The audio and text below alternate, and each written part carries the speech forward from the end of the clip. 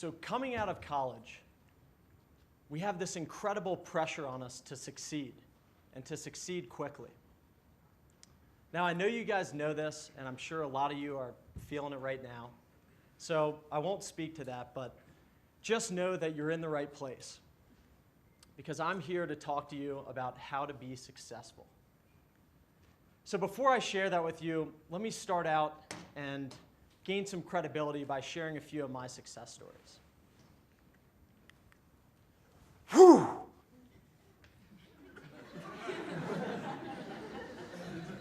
Over the course of 3 years, 8 different jobs, and more specifically, 3 jobs and 5 projects. And let me be clear, none of these projects sold for millions of dollars. Matter of fact, none of them sold. And only one of these jobs actually provided me with a stable income. Now I know what you're thinking. That spells success. Either that, or you're thinking, who is this fool standing on stage, and how could he possibly think he's successful? So, without further ado, let me share with you the key to my success. The key to my success is defining my own success. Now, that may seem really simple and easy, but I'll be the first to say that this has been one of the hardest things that I've done in my entire life. And it's a process that continues today. But I'll also let you know that this is one of the most rewarding things that I've ever been through. And it allows me to stand here and say with pride that on a daily basis, I am fulfilled. So what I want to do with this speech is I want to inspire all of you to define your own success. And the way I'll do that is I'll first share with you a story about actually coming up with this speech. And then I'll get into 3 how-tos that have allowed me to define my own success. So when I got this opportunity to come here and speak at TEDx, I was on top of the world.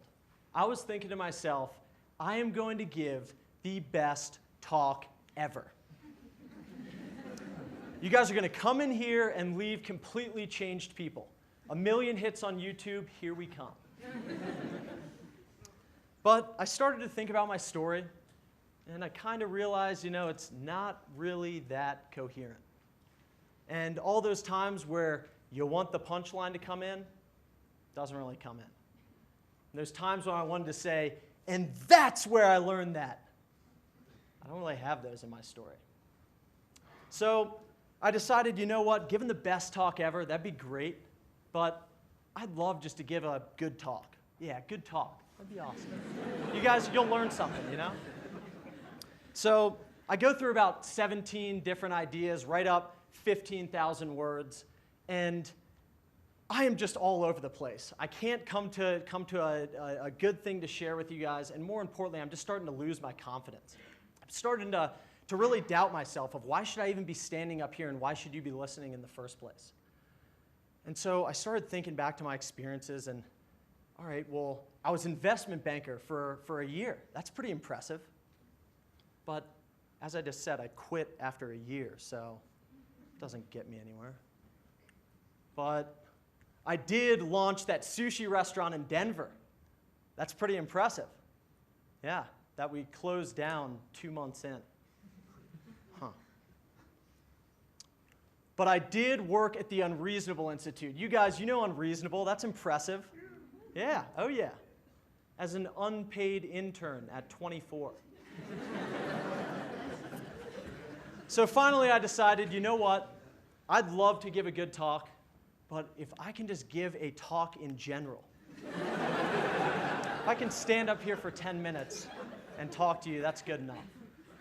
So at this time, this is about 4 weeks ago, as you can imagine, I'm pretty down on my luck, and I decide, let's keep my priorities straight. I'll head out to Moab for the weekend, get some camping in, get some biking in with a couple friends, and when I come back, it'll all be good.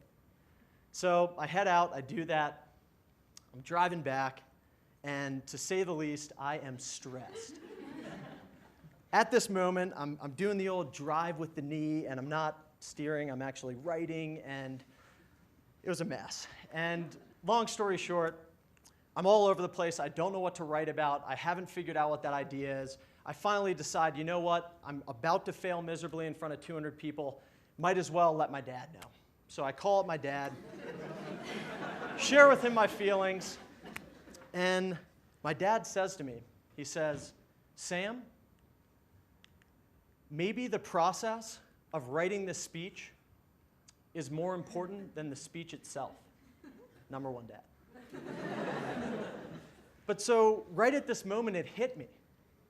The reason I signed up to do this TEDx speech, it wasn't because I had some amazing outcome that I wanted to share with you. I didn't have some amazing speech already written up that I wanted to share with the world. I wanted to learn. I wanted to put myself in an incredibly uncomfortable position, believe it, and ultimately to give myself the opportunity to grow. And so with this renewed outlook of, for me, learning being success, I started to think back to my experiences. I got this energy and I got this confidence back and started getting really excited about this speech again. Started thinking about, what I had done. So I had worked in an investment bank. And yeah, I quit after a year. But during that year, I learned that large corporations are not for me, that they do not inspire my best work. So I moved on to a smaller company. What a success. So I head out halfway across the country and start working with Solie Sushi. First ever online only, delivery only sushi restaurant. And yeah, after 2 months, we closed it down. But during those 2 months, as the sushi delivery guy, I learned more about business than I did in my year at the investment bank. What a success. And finally, I think about Unreasonable Institute. Yeah, I was an unpaid intern.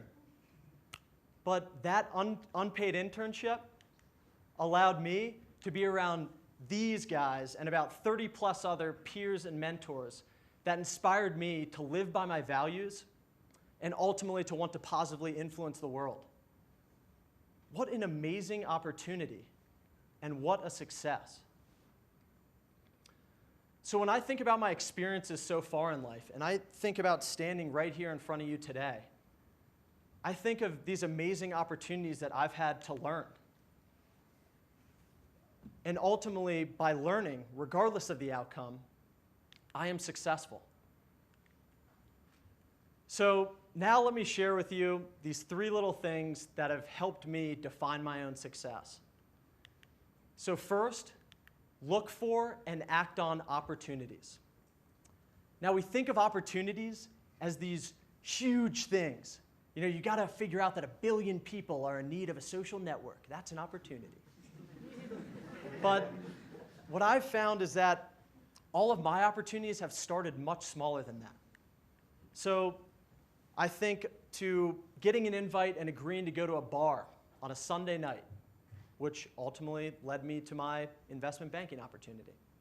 I think to getting a Facebook message on my birthday, responding to that Facebook message, and ultimately getting connected with Solie Sushi. And lastly, I think about getting the invitation and agreeing to go to tea with a friend, which ultimately connected me with Unreasonable Institute. So very small things, but if you look out for those small opportunities, you'll put yourself in a position to be successful. So number 2, learn about yourself. Now I know when I was coming out of college, I thought, I know everything. Look out, world, I'm about to take over, get out of my way. And what I was soon to figure out when I had a chance to step back and start asking myself questions like, what's important to me? What makes me happy? What inspires me? What energizes me? I quickly realized that I had no idea. I couldn't answer those questions. But when I started acting on these opportunities and actually taking a chance to step back and learn from them, I started to more confidently answer those, which ultimately allowed me to define my own success. So learn about yourself. And lastly, surround yourself with people who care. I think to my dad in this situation. And the fact that I could call him just totally lacking confidence, thinking I'm about to fail, and he could remind me of why I was doing this and remind me of what success is to me, I wouldn't be standing here giving this speech had it not been for him. And so I encourage you all to find those people who really care about you and who really know you and appreciate them and pull them a little closer maybe.